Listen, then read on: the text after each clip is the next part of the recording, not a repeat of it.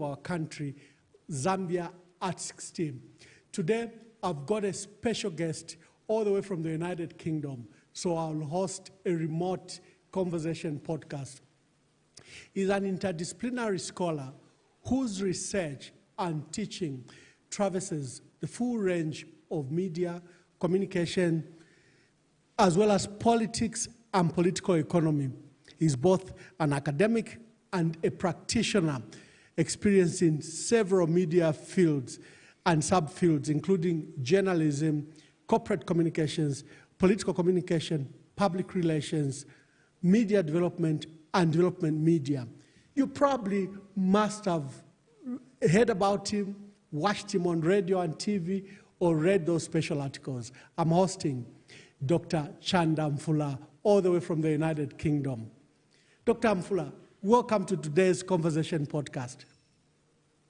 Thank you very much. Actually, I'm very, very grateful to be on this platform to just add my humble voice to the conversations that you've been hosting, which actually making a very important contribution to, conversations about politics, society, and so on in our country. Thank you very much, Canaves. Indeed, I've been trying to host you. I think the two last efforts fell through. You were either busy and I was busy. But I'm glad that you are on this podcast. Donald Trump has just won the elections in America. What's your reflections? Well, the U.S. being what it is, first I'll start by saying something that others might find uncharitable.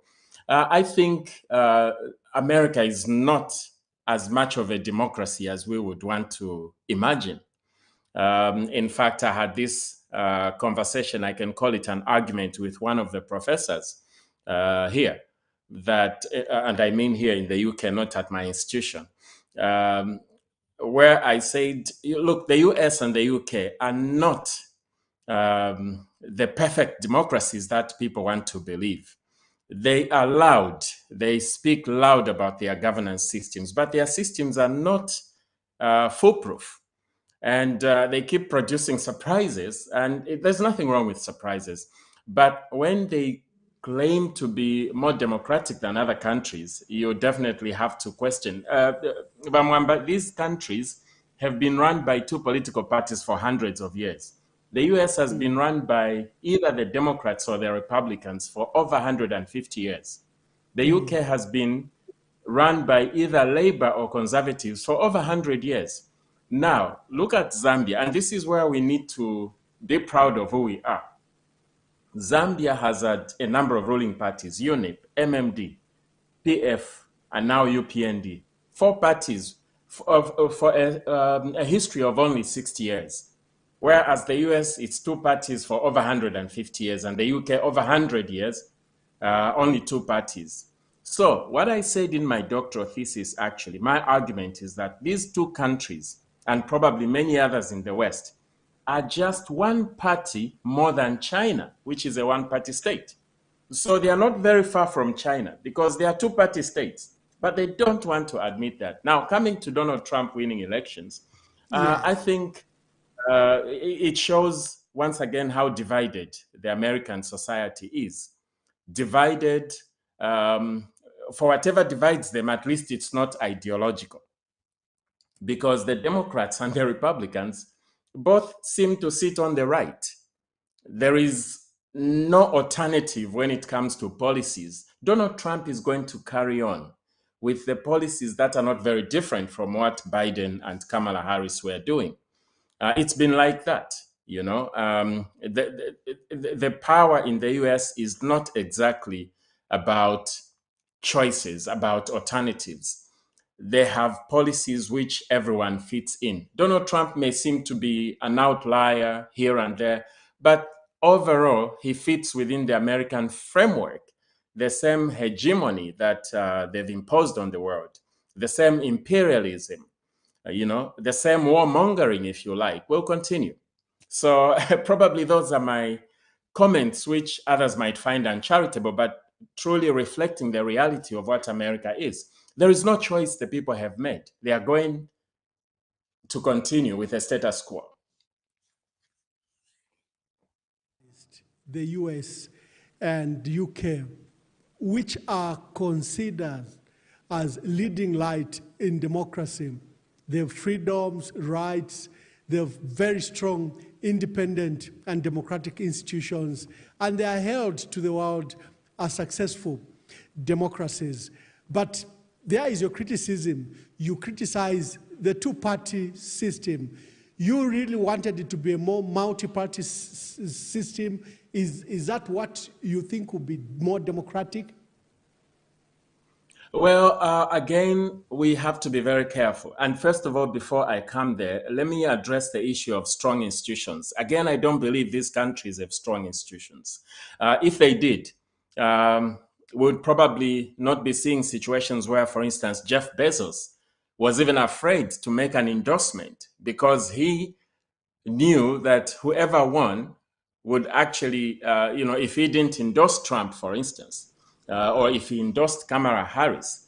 Is it Kamala Harris? I don't really know her name, whether it's Kamala or Kamala. Yeah. Jeff Bezos knew that endorsing Kamala Harris would spell trouble if Trump won. Now, if they have strong institutions, a business person like him wouldn't worry about who becomes president. So again, all these fantasies or fallacies about the West, which we sustain.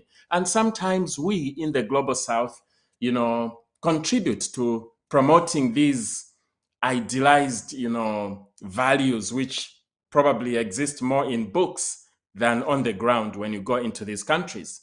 It's like when you talk about development, you have to be in these countries to begin appreciating that we actually have wasted 60 years as a country trying to model our development on systems that cannot work where we are. For instance, Mwamba, what's wrong with having clean and green villages which are sustainable and where everyone can live up to 100 years? We want skyscrapers. We want to build cities. We hail the so-called infrastructure. We have to think about this. That's a bigger conversation we can talk about another time. Coming to whether multipartyism is the way to go, whether we should have more than two parties. Again, it's about analyzing what works for us. Even the democracy we're talking about, the way we do it in Zambia, is this what works for our country? Is this, we can say for the last 60 years, we have questions to answer and questions to ask. Has it really worked? The modeling of our system on Western standards, Western systems, when we have organizations coming to preach to us and governments coming to preach to us about human rights and so on, how better are they than us in the practices that they preach to us? We need to ask ourselves, is there a way we can respect human rights more? And there is. And by copying these systems, we limit ourselves. By suggesting that we should model our governance system on presidential systems or, whatever other systems exist, parliamentary systems, by thinking within those parameters, we are limiting how far we can go to make our countries much more democratic, much more human rights respecting, and so on and so forth.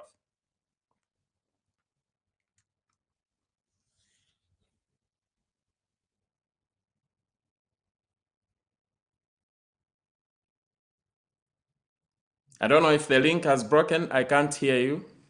Sorry, I was saying that Zambia at 60, this is where we'll get to. And this is the reason you are here. But briefly tell us about yourself, your early life, and how you ended up yourself now settling in the United Kingdom. Well, I don't know which part I can say, but very briefly, I would say, I've worked in media and politics, as you well know.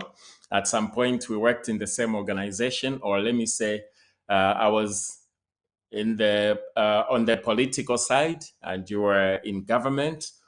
I've had lots of passion about the role that media can play in democracy and in facilitating political expression. Sometimes I try to stay away from the word democracy and talk about political expression.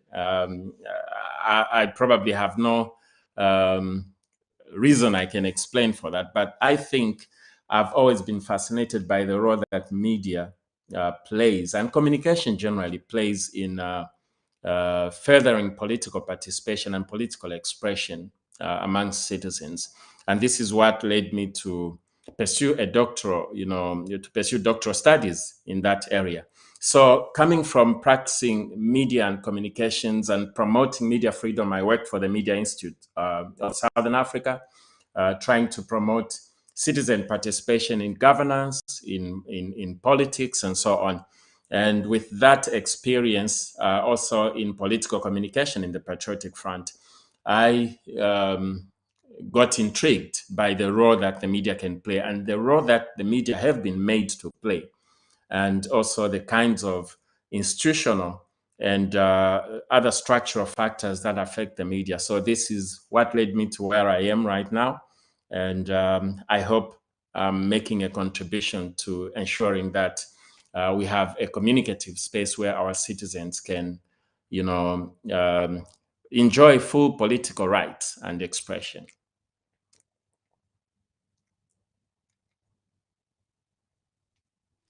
From the University of Sussex with that PhD. Congratulations. I think that was 2 years ago.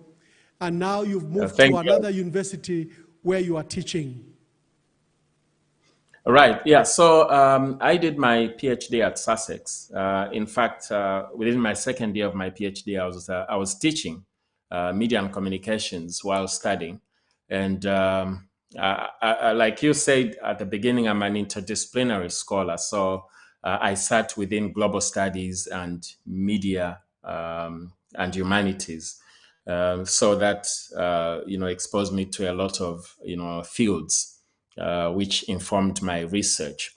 I finished my PhD in 2021, and I continued working at Sussex until January 2022, when I moved on to the University of Hertfordshire, where I'm doing research and lecturing in media and communications. I'm particularly involved with the postgraduate, cohorts, teaching research methods, public relations, advertising, and media and politics in global, society, and so on and so forth. So basically, that's what I'm doing right now. But also, I've been involved with the Review of African Political Economy journal, which is a journal that now celebrated 50 years this year. Was started in 1974, and one of the founders is Ruth First, the anti-icon who was assassinated by the regime in the 70s or 80s in Mozambique. First is one of the founders of the journal, and we've created an award in her honor. In fact, Mwamba, this year, the recipient of the award is a Zambian scholar by the name of James Msonda. I'm breaking protocol by announcing this now because the journal is going to make the announcement. But Dr. James Msonda was awarded, the Ruth First Award. Wow. Who is this Dr. James Msonda? He's a Zambian scholar who actually did some research on the elections in 2021 and the concept of Don't Kubeba and how it has, continued to resonate across, reverberate across political contests in Zambia. I mean, you have a chance to look at his paper. He focused on the role that the Mine Workers Union and the mine workers themselves played in the election, through the Don't Kubeba formula that was made famous when President Michael Sata, emerged and ascended to power. So he's been awarded for that paper because of what it reflects in terms of the methods that Ruth First, employed and preferred in her research, which are based on, of course, grassroots participation, and so on and so forth. I'll make the paper available to you so you can have a look and see why we preferred to award Dr. Msonda the Ruth First Award. Thank you very much. Congratulations to Dr. Msonda, and we look forward to the formal announcement, and we'll share the paper with us. Before we go to analyze Zambian politics, you wrote one of the papers, I think, that I was very fascinated with, reenacting Zambia's democracy through the practice of journalism on Facebook. This is a chapter to a contribution of, I think, a bigger book. Tell me about that, and what fascinated you about Zambia's participation in elections through social media. Thank you very much. Zambia has gone through different phases in relation to media freedom. And there was a time when the media seemed to be restricted so much. In fact, this started when some online, publications were being shut down. At least access to them was being limited, and they migrated to Facebook. And I think at that time we can speak about Zambia Reports, Zambian Watchdog, and a few others that were restricted. Their websites were blocked. Or at least it was rumored that they were blocked by the government, and they decided to migrate to Facebook because blocking Facebook would take much more. Anyway, it would mean simply shutting the entire platform, and it may have political implications or even on those in power. So I was fascinated by those events and how, online news websites decided to operate on social media as their main platform for publishing content. That itself came with a lot of implications, both in terms of, expanding opportunities for people to express themselves politically and to get informed, but also, issues of disinformation, issues of, debates around what information is genuine and what information is not genuine, and so on and so forth.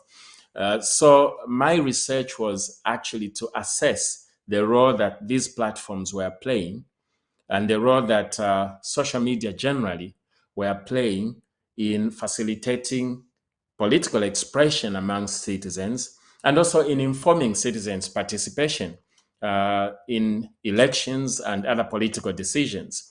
What's the quality of the information citizens were receiving through social media to inform their choices when they go to vote? And what spaces were available for citizens to debate political issues? So those were the two main questions I pursued in that research. And the findings were fascinating, actually. Mixed bag of findings about, how citizens sometimes depended on platforms that were not completely neutral and were biased. And it made me ask a further question about whether bias in itself is wrong or right, or whether we can say it's good or bad and things like that. A question that I'm still looking at and haven't completely answered. But at least in that particular piece, I was focusing on two things: informing political expression and also facilitating political debates, and how these were conducted through social. Oh, wonderful. Zambia is now 60. 60 years ago, when we started the journey as an independent country, we seem to have been far better in the state of the economy. 60 years later, we are categorized among the poorest countries. I don't know what we did right and what we did wrong to be where we are. We seem to have held together with the fabric of unity. We did well, but we seem to have done poorly on the economy. Let's start that journey and your reflections. Let's start with the first government of Dr. Kenneth David Kaunda. Right, that's a very, very, very good question. To begin with, of course, we thought we had gotten independence in 1964, and it would have been very nice to celebrate 60 years today, knowing very well that we are an independent country. I think the problem has been we have not been able as a country to decide on continuities and shifts within our governance system. Kaunda started well. I mean, first of all, just fighting for independence in itself was a huge undertaking, and the country became independent, or so we can say, quote unquote. And I think the initial steps taken were to ensure that the economy, the politics, and so on were in the hands of the Zambians. But we must also appreciate what was happening at the time. Literally 10 years after independence, Zambia was faced with choices. Apartheid was still raging in South Africa. Zimbabwe was still fighting for independence. Mozambique, Angola, Namibia were all fighting for independence. And in many cases, these were armed struggles. So we had Umkhonto we Sizwe, for instance, the armed wing of the African National Congress, being hosted in Zambia. We had other, liberation movements from Zimbabwe, from Angola, and so on, being hosted in Zambia. That exposed Zambia to a lot of vulnerabilities, including, being attacked by the apartheid regime in South Africa, militarily. So all those problems could have created situations where it was very difficult for, Kaunda and his government to progress the country, because we had to worry about what other Africans were going through. Remember, these countries are created by artificial boundaries. Essentially, we are all Africans, and whatever was affecting Zimbabweans when they were still being called Rhodesians was actually eventually going to catch up with us, and so on and so forth. So to begin with, that created a layer of political complexity for those who were in power at the time.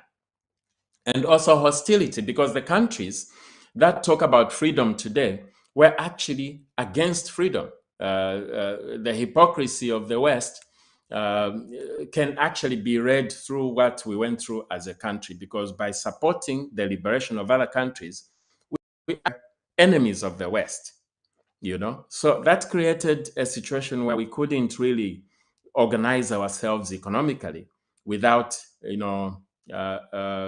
being held back by forces that, wanted to continue, benefiting from our resources. Even so, what are your thoughts, Doc? What are your thoughts around Dr. Kaunda declaring Zambia a one-party state and changing the constitution to outlaw multipartism? To what extent did that have an effect on human rights and on our development path? It's a very difficult question to answer. The one-party state itself, meant that those in power had leeway to do so much in terms of control, in terms of, making laws arbitrarily and so on. But I think will be simplistic if we look at this only in terms of that. We might also want to look at what motivated, the emergence of a one-party state. And this is where I'm mentioning the instability that was going on in the region as a result of the struggles for independence by at least 5 of our neighbors. So it was a very difficult time, and Kaunda may have justified this by saying, look, we cannot allow a multi-party setup where actually opposition parties can be used, as an entry point for those that are preventing other countries, from becoming independent, and the political parties can be used by the enemies of the government because of the government stance in support of the liberation of other countries. So that is a valid reason when you come to think of it. But it has another side.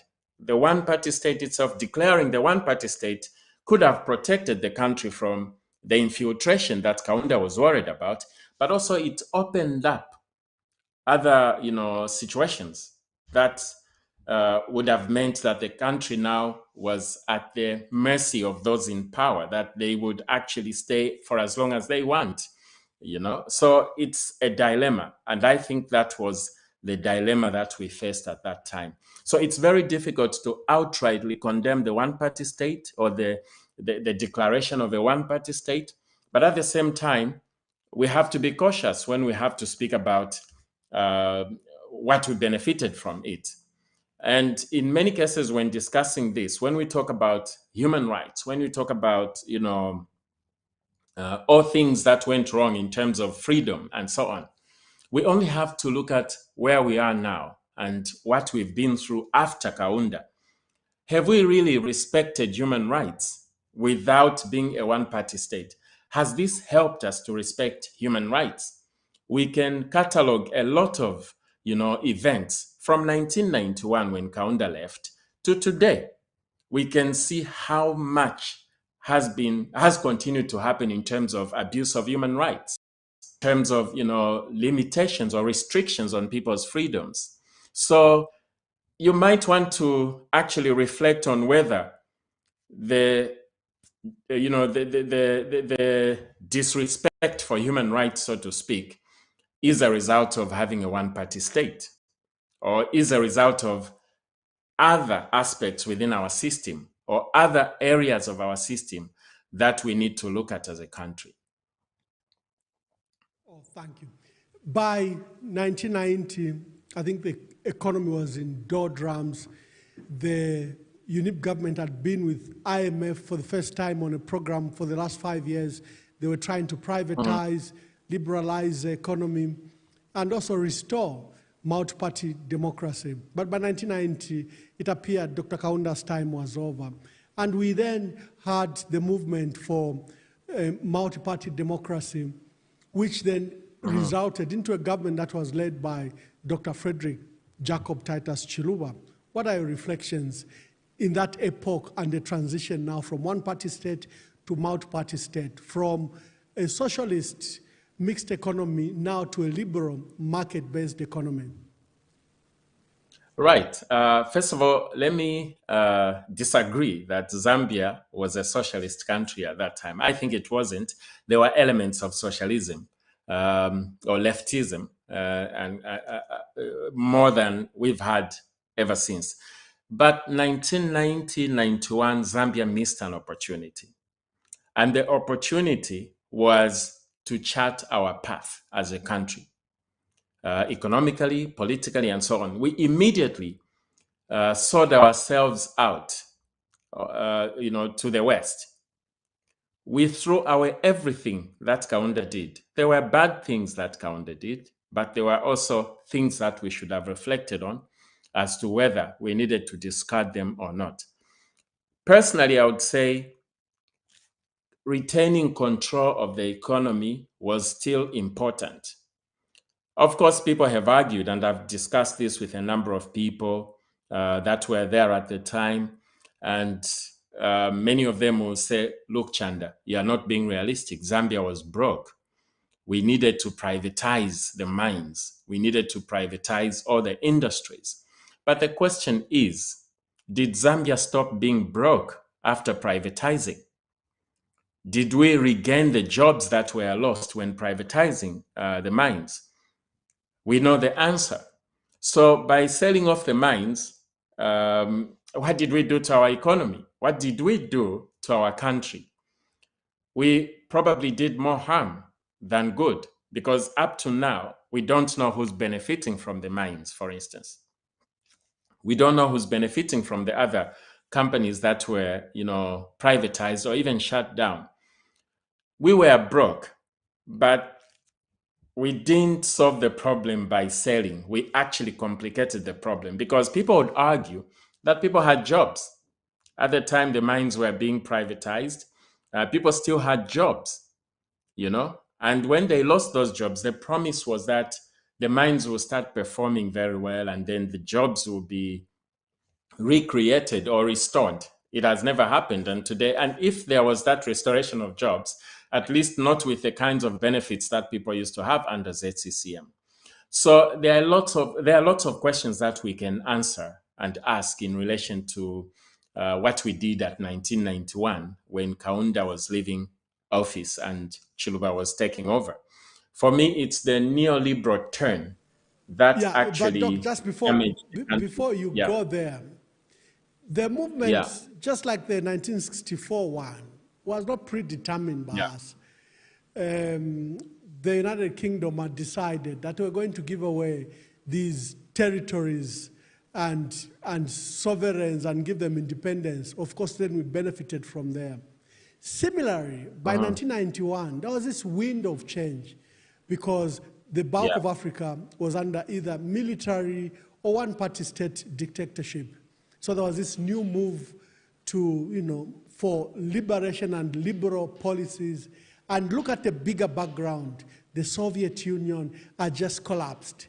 China was struggling. Cuba seemed to be the only communist country. So clearly, socialism and Dr. Kaunda's ideas appeared to have died at the time. We only have to think about countries that did not sell off completely. Let's look at Chile, Mwamba. What happened in Chile? Even up to today, the government is a big player in the mining industry there. And I'm using Chile as an example because they are copper producing like Zambia. They did not go blindly into privatizing, selling off everything. The countries that we actually were trying to emulate, the United Kingdom, for instance, they still have a huge role to play in the public transport sector. So rather than sell off completely, they retained, a lot of interest. Plus, very strong and tight regulations. Today you can still talk about free health for their citizens. Whereas at some point in Zambia we even spoke about user fees at UTH, University Teaching Hospital. So we were mourning louder than the owners of the funeral, so to speak, if we are to use an African saying. We needed to think, even at that time, when things are collapsing, that's the time when you have to, assert yourselves as a country. At the time when there is a global movement, you have to define yourself. Where do we stand in this global movement? Do you go along? Very honest, countries that have evolved and developed are not those that have copied everything or listened loyally to what the West is saying. It's countries that have looked inward, and thought about where should we go as a country. You might say China is a state capitalism or things like that, but at least they haven't followed the lead of the West. They thought about being China. This is why they speak about socialism with Chinese characteristics. You might argue it's just state capitalism. I cannot debate with you on that, but at least you can see that they've taken steps on their own, even against the wind of change, against the global trends. And this is what we should have done as Zambia. Because by going along, because we thought we depended so much on the funding that was going to come from the West, we wasted an opportunity. Because today, if we look at the time when Kaunda left and the movement for multi-party democracy came in, it's been over 30 years.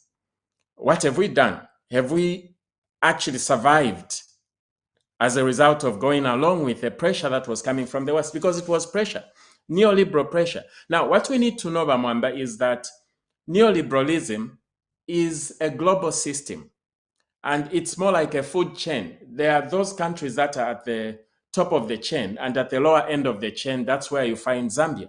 So, as a system, the benefits flow along the system. Those at the top of it benefit from the resources coming from those at the lower end. And this is where we hooked ourselves. So we dropped. In fact, Zambia lost its independence in 1991. It's at that time that we drove ourselves back into colonialism, which has come in all sorts of forms, including imperialism, because we are suppliers of resources. The beneficiaries from those resources are elsewhere in the West.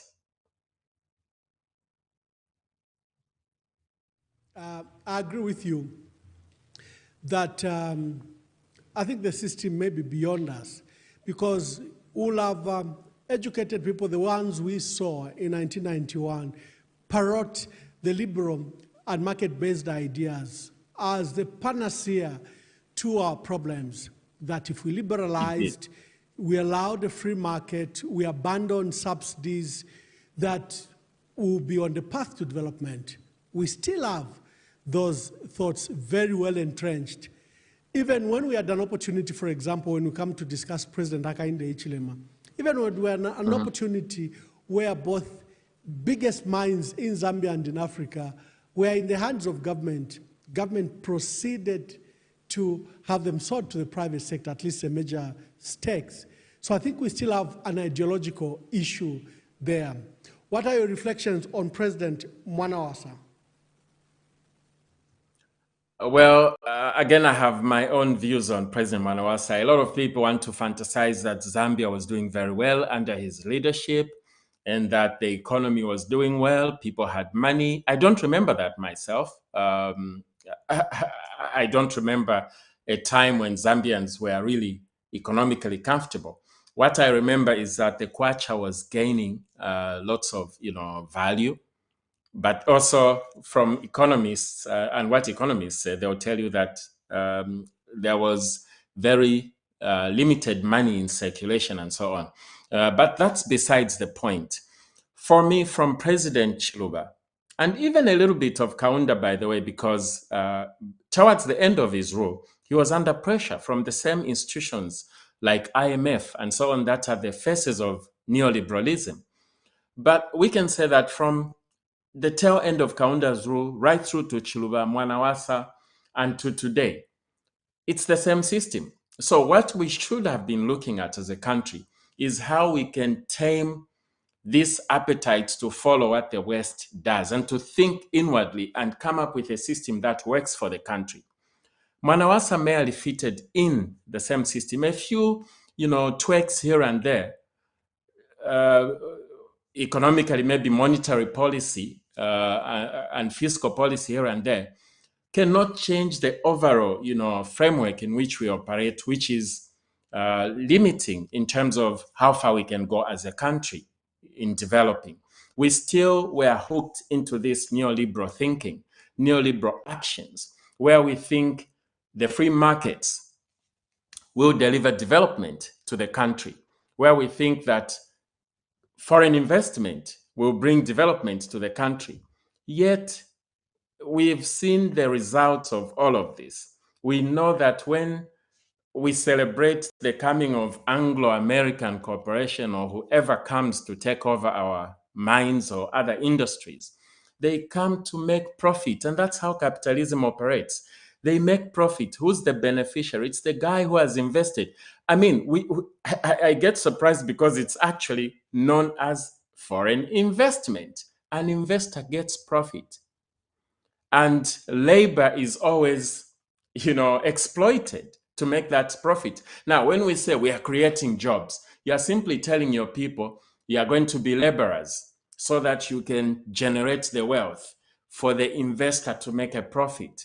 The wage that they are going to pay you, we know what capitalism does. Suppress the wages in order to increase the profits. And this is what's been happening. And President Mwamba fitted within that framework. He did not change the overall system. He carried on with the message or the preaching of free markets, the preaching of investment. And our people continue being poor as a result of these fantasies about how free markets can deliver development. Like I said, Mwamba, free markets operate within a system, within that neoliberal system where you have the leaders, the beneficiaries at the head system, and it's a global system. And then you have those at the tail like Zambia. So we provide the labor and the resources and get slave wages for our people. And this is a reminder that slavery didn't end. It continued in neoliberal terms, and the profits go to develop the US and continue to develop the West.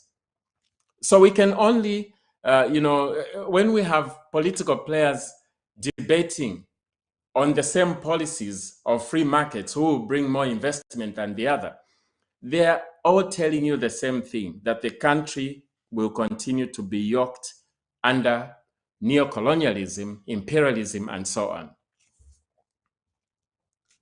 we come to President Rupiah Banda in the manner you've described it, again, although there is what is perceived as good economic growth under President Rupiah Banda, especially after we had our foreign debt written off. But you've already caricatured is that all these presidents are working in a neoliberal system. Absolutely. So we are under a neoliberal order. We've refused to disengage from that order. It's a global order, and it has its tail and its head. We are at the tail. And if we continue like this, 60 years from now, we are celebrating 60 years as a country. I don't know whether we're celebrating or mourning, but at least 60 years of fantasizing about independence or being independent. 60 years from now, Mwamba, the problems will remain the same until as a country we decide to move away, to break away from this neoliberal thinking, this neoliberal system that perpetuates our poverty and our slavery, you know? So it's the same. You asked me, did people in Zambia did they have more income? Did their livelihood improve under Rupiah Banda? Again, these are figures you read in books. And I'm telling you this because I also am against this fantasy that Western education actually produces good leaders for us. It doesn't. I have criticized our education system. I think that there should have been an opportunity to decolonize us. And as you must have seen, even at the universities in the West, where you and other Zambians are privileged to be, they push this type of education that I think makes us celebrate their ideals and their ideologies, and I think discourage things that will promote indigenization, indigenous knowledge, and our own probably framework to develop than to fit in this global system. Absolutely. And just to continue about what I'm saying about President Rupiah Banda, which has prompted me to talk about education, it's because it's the so-called educated people that will actually be parroting figures and talking about how under this president, the things improved here and there. Under this president, things went down and so on and so forth. Yet, poverty on the ground remains the same. For me, real education, and I appreciate there are people that have tried to do this. Real education is about looking at the reality on the ground, and appreciating what is going on. When you say there is more money in people's pockets, for instance, is it every pocket? You have to investigate the inequalities that come with all of that. Who has the money and who doesn't have? So all this, when you go to, let's say, Sinazongwe, you ask the people, under which president did you enjoy, economic benefits? They'll be lost because for them, life has been the same. So numbers don't mean a thing if overall poverty continues. And this is what has happened. And speaking of education, I agree with you that in many cases, what has happened is that we've discarded, it's again about continuities and shifts. There may be good things from Western education. We have to sit down and maybe all day to scrutinize what's good and what's bad and so on. But we have discarded even the things that we've really done better. As Africans, for instance, we can talk about how we sustained our countries, our land, for instance, with our agricultural system, which wasn't commercial. We can talk about how the so-called science and technology from the West came with the promise of mass production or increased production, but also damaging the environment. Still want to model our development skyscrapers in New York, the look of London here, and so on and so forth. We don't want to think about life differently. Suppose we had clean and green villages where everyone can live at least up to 100 years. We can achieve that. but not by thinking according to the way the West is thinking, not by following the standards from the West. It's by thinking in our own way, developing our science with our own original innovation and thinking. We jump to Michael Sata. He appears to veer towards UNIP. You know, he wants to develop infrastructure, roads, bridges, you know, airports, dams, power stations. And those programs, I think, were also followed up by President Edgar Lungu. The 10-year presidents of these two presidents appear more socialist, more leftist, more about the country. But they came with a burden because we had then to borrow from China. What are your views? I think my assessment of Michael Sata and Edgar Lungu's, time in government is that these were congregations of people with different ideas, if even conflicting ideas. Let's just pick an example of Michael Sata and Guy Scott ideologically. I personally was not convinced that they, in fact, agreed ideologically,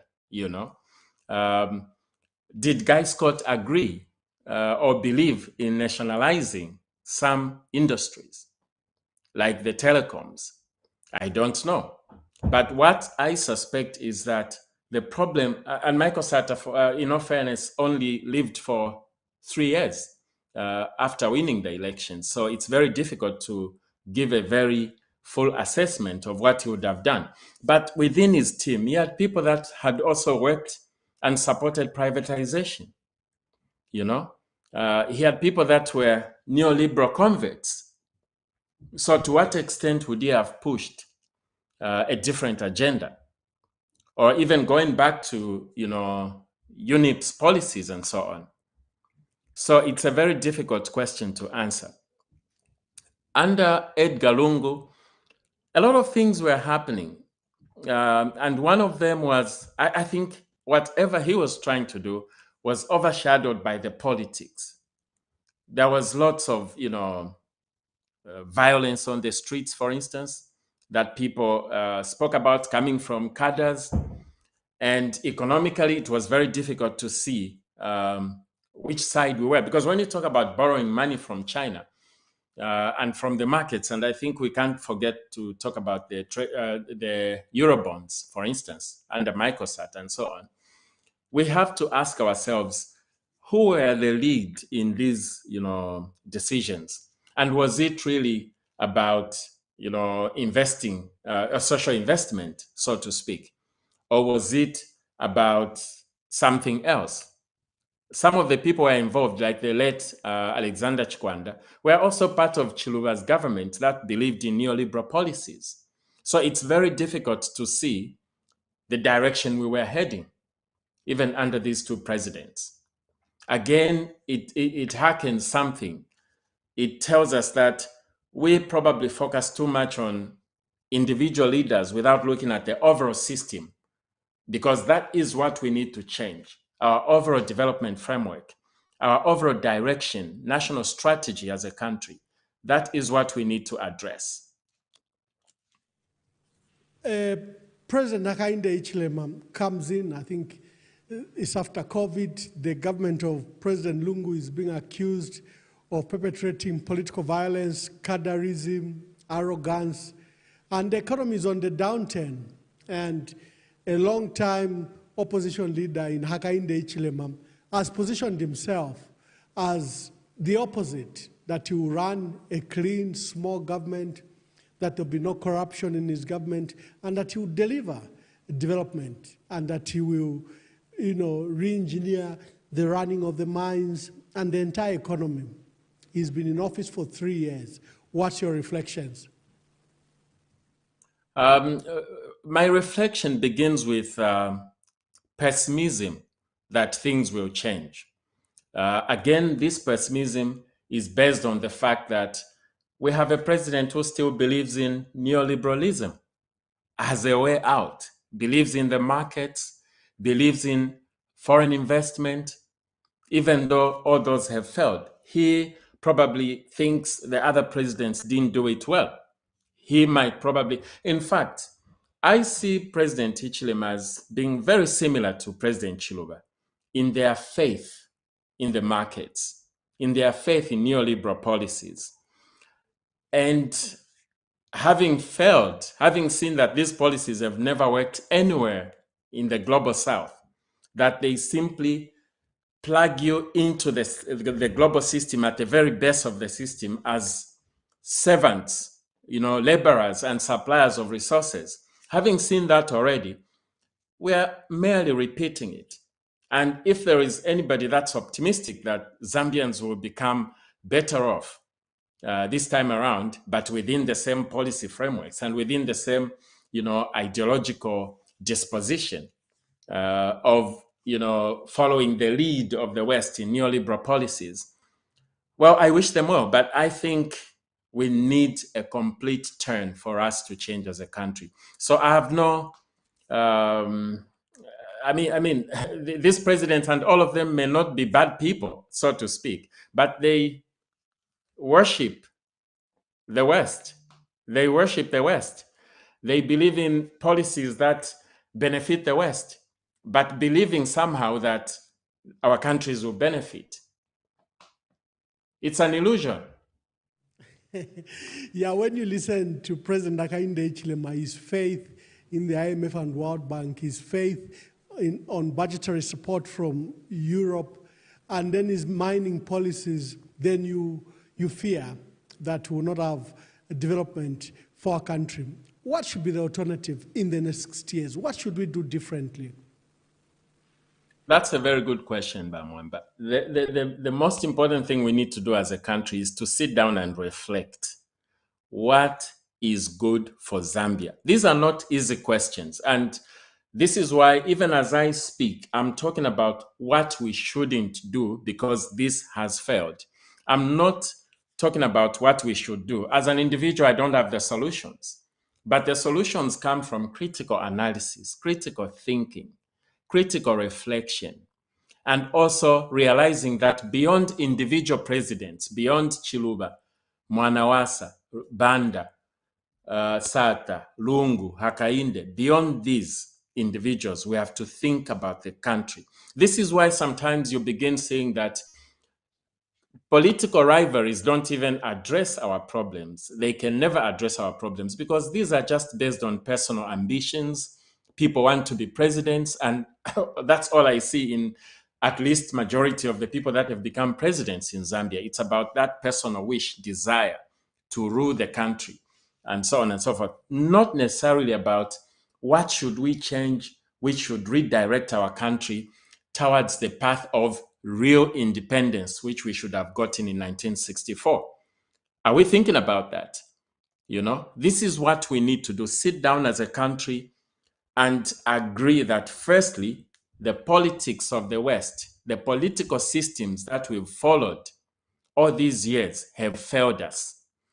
Secondly, the economic systems we've followed based on neoliberalism, a global system that places us at the very best, have failed us. What should we do then to reorganize our political, economic lives and frameworks? This is what we need to do as a country. Have that critical reflection and come up with a national path. And that path has nothing to do with neoliberalism. At least we know what has failed. So take what has failed, put it on the side, and begin talking about what can work. Oh, wonderful. I note that you have to go because you have another important meeting, and I love your reflections of what we should do. But I want your quick thoughts on our education system. What should we do? Especially that you're an academic, you're a researcher. And then on key sectors like mining, agriculture, tourism, what should we do? And then you briefly referred to China and what they seem to have localized some economic ideology that has paid and paid off. Right. On our education system, really, it's a lot. We, we, we, we have to rethink quite a lot of things. Again, it's a paradigm shift we have to think about. Maybe the first point I would make is that we need to follow on with a decolonizing movement that has been gaining momentum, that we need to decolonize education. Now, this means we start with, looking critically at the, how knowledge is produced, who produces the knowledge. Because for a very long time, we've relied on textbooks, for instance, coming from the West, research done in the West about Africa, for instance, and we use that in our curricula and so on and so forth. We need to rethink that. What kind of knowledge, what kind of history, for instance, is written about our country? It reflects the person who's writing the history. It reflects the countries that are telling our history. And to think that today in our schools, people still talk about education as having come with the West. There is nothing critical, about missionaries, for instance, in our teaching today. We still talk about Livingstone as somebody who discovered the Victoria Falls. So we need to rethink all of that. And how do we expect the next generation to think independently if we still want to make them feel like they were discovered by somebody who arrived from the West, that they were actually helped by the missionaries? Did the missionaries help our people? So it starts from there, our history, and then we need to be looking at each and every subject that we teach in our schools. How are we teaching these subjects? What aspects do we need to decolonize? So decolonization is the beginning point in restructuring our education system, and also understanding that it's not every epistemological tool, epistemological thinking from the West that can benefit or that can work for us. We have to begin developing our own epistemologies, and emphasizing this because they already exist. There is a lot that we can do to indigenize education, but that's a very big conversation that we can have. And it's an ongoing conversation anyway, but the beginning point is decolonizing. In terms of, we can talk about any sector, Mwamba, but the most important thing for me is that government has to take a lead on behalf of the people. We cannot leave the economy to private investment, because we know that this has failed. It promotes capitalism, profiteering even, and it leaves the people, out. It plays the people out. So when you start glorifying labor, even as it is exploited, then it means as a country you're lost. So we need to think about national wealth in terms of stewardship of that wealth. And it's only the people that can govern their own wealth. And the people elect a government to lead in, safeguarding the resources for them and in distributing these resources equitably. And I think every sector, this is what we need to do. The government has to come up with strong regulations, tough regulations, tight regulations, to ensure that even where we have the market playing a role, even where we have private individuals or independent organizations playing the role, and I'm saying this reluctantly because I'm anti-private investment. I must declare that. But even where we have a bit of this, at least there has to be strong regulation to ensure that the people benefit. No, as you opened when you're discussing the American politics, you said you even are uncomfortable to use the term democracy. And just here you've announced that, for example, issues of foreign investment and the participation of the state in the economy, probably something you'd promote. Speak to these issues. Do we need to develop our own governance system? Do we have to rely on the so-called democracy that we've been practicing, that we've imported and tried to localize? Yeah, you're right. Actually, the term democracy has become dirty. It's a very dirty concept. Probably we can just break it down into things like people's right to participate in choosing their leaders, people's right to participate in the economy, people's right to participate in social and cultural life, and so on. So if we look at these individually, we stay away from a term that is a blanket of so many things, including bad ones. We will begin to address the problem. We have to think about how best we can get people to be involved in the selection of their leaders, in the the political direction of the country, in the economic direction of the country. We have to think in terms of how people's rights can be safeguarded and respected. Do we need Western systems or Western style systems to do this? Probably not. So it's a question of thinking about how we can further these values without doing it the Western way. Oh, wonderful, wonderful. Maybe, Mwamba, Doc, sorry to interrupt. I can just ask, do you think our traditional societies really didn't respect people's rights and the right to participate in their governance? Maybe we need to go back to history and see, and then we can compare. But also sometimes this participation can be organized in such a way that it can be sanitized. In the US, for instance, are you sure the Americans elect their leaders? Are you sure Trump and Kamala Harris have been elected by the American people? Trump is winning. Has he been elected by the American people? Or are there other forces? Think about the role that money plays in the American elections, for instance, and think about the lobbies that actually, kind of steer the direction that the candidates are going in their campaigns and so on. So these are questions we can reflect on as a country. yeah, no, I agree. The colonial authorities, one of the things they did first through slavery and through, colonialism was to dismantle our traditional governance system. They Yeah, removed the powers of our traditional authorities and the role of a man in that community. They broke down absolutely. our community heritage, forced people to go, for example, as labor into the mines. So there's something they did fundamentally to our society and our community, and in the manner we were governing ourselves. Yeah, that's very true.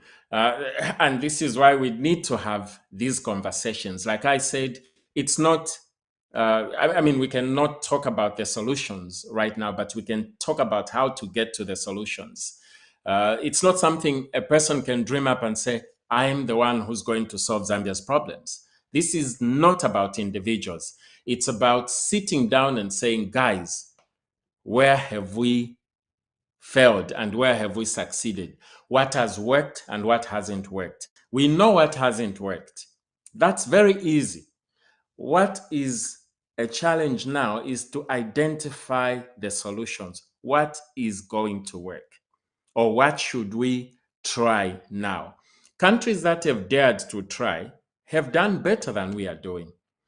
And for all its weaknesses and all its wrongs, I can say China, for instance, has dared to take themselves a direction they themselves decided. And we can see the results, at least economically. We In can fact, argue about political. that should be my last question. Zambia, the next 6 years, where should we be?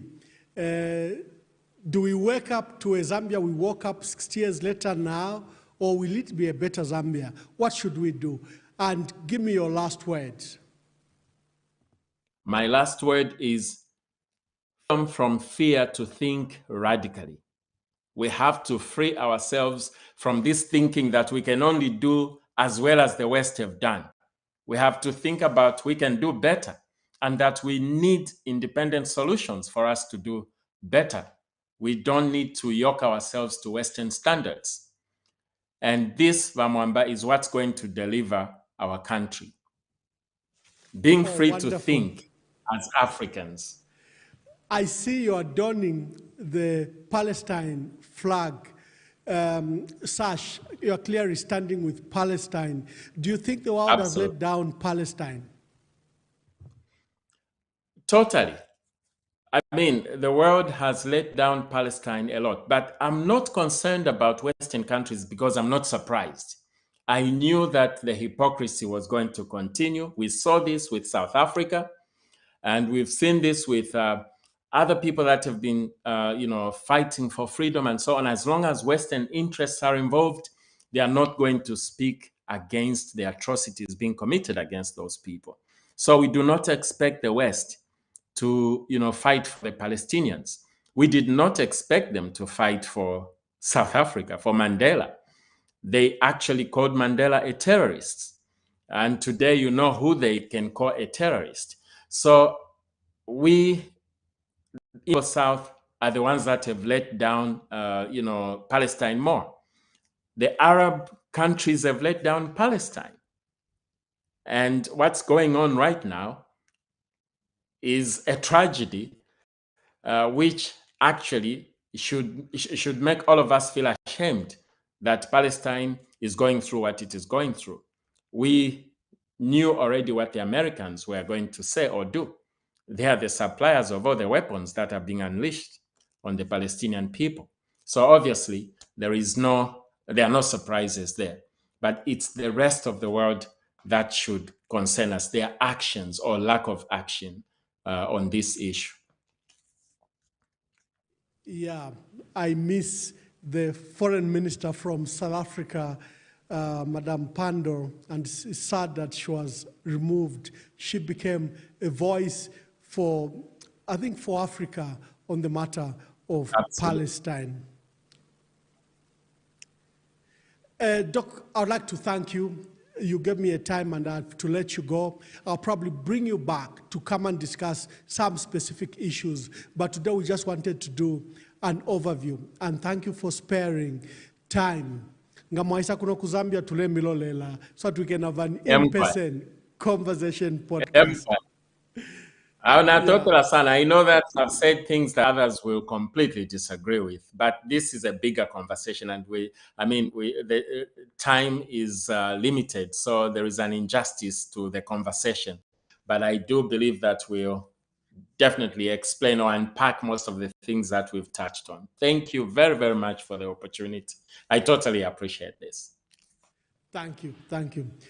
Okay, dear viewers, today we're hosting one of the scholars and academic, a Zambian based in the United Kingdom, is an interdisciplinary scholar whose research and teaching traverses the full range of media and communications field, as well as politics and political economy. And as you saw, his unique ideas that he has thrust for debate for our country on the development path as we chart our way forward in the next 60 years. So until we have another special guest, God bless you. God bless our country. Shalom, shalom.